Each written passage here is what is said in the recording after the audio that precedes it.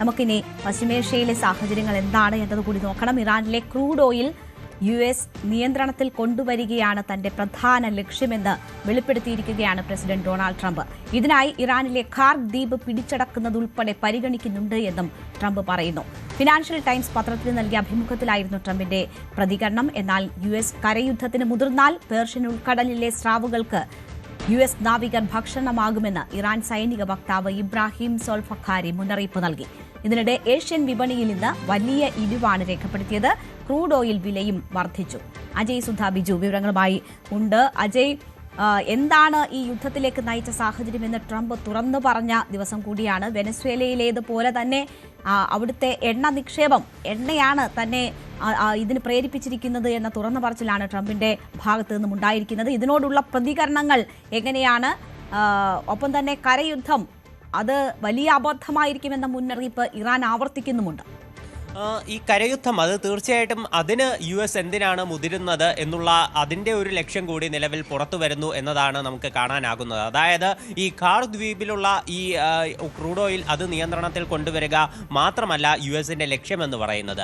ഇറാനുള്ളിൽ ഏതാണ്ട് 1000 pound സമ്പുഷ്ടീകരിച്ച uranium ഉണ്ടെന്നാണ് പല വിദഗ്ധരും വിലയിരുത്തുന്നത്. അപ്പോൾ ഈ ഒരു യുറേനിയം അത് US-ന്റെ നിയന്ത്രണത്തിൽ കൊണ്ടുവന്നുകൊണ്ട് ഇറാന്റെ ആണവ സംവിധാനത്തെ പൂർണ്ണമായിട്ടും ഇല്ലാതാക്കുക, അവരുടെ ആണവ പദ്ധതികൾ തകിടം മറിക്കുക, ഇതുകൂടി US-ന്റെ ഒരു പ്രധാന ലക്ഷ്യമായിട്ട് ഇപ്പോൾ ഈ വാൾ സ്ട്രീറ്റ് ജേർണൽ ഉൾപ്പെടെ റിപ്പോർട്ട് ചെയ്യുന്നുണ്ട്. അപ്പോൾ ഇതിനു വേണ്ടിയിട്ടാണ് US കൂടുതൽ സൈനികരെ എത്തിച്ചുകൊണ്ട് ഈ കരയുദ്ധത്തിലേക്ക് കടക്കുന്നത് എന്നതാണ് പ്രധാനപ്പെട്ട ഒരു വിലയിരുത്തൽ.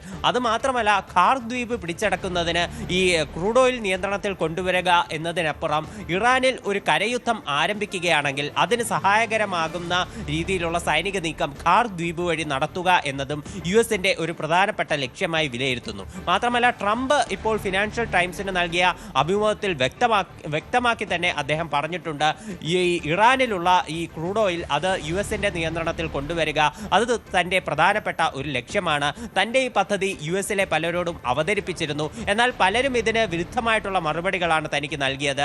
എന്നാൽ അവരെല്ലാവരും മഠയന്മാരാണ് എന്നാണ് ട്രംപിൻ്റെ ഒരു അവകാശവാദം. എന്നാൽ US ഏതെങ്കിലും തരത്തിലുള്ള കരയുദ്ധത്തിന് നീക്കം നടത്തുകയാണെങ്കിൽ ശക്തമായിട്ടുള്ള തിരിച്ചടി തന്നെ നൽകും എന്നതാണ് ഇറാന്റെ ഒരു മുന്നറിയിപ്പ് എന്ന് പറയുന്നത്. അവരുടെ സൈനിക വക്താവായിട്ടുള്ള ഇബ്രാഹിം സോൾഫഖാരി അദ്ദേഹം പറയുന്നത് US സൈനികർ പേർഷ്യൻ കടലിലുള്ള സ്രാവുകൾക്ക് ഭക്ഷണമായി തീരും ഇത്തരത്തിൽ കരയുദ്ധം ആരംഭിക്കുകയാണെങ്കിൽ എന്നാണ് അദ്ദേഹം വ്യക്തമാക്കിയിട്ടുള്ളത്.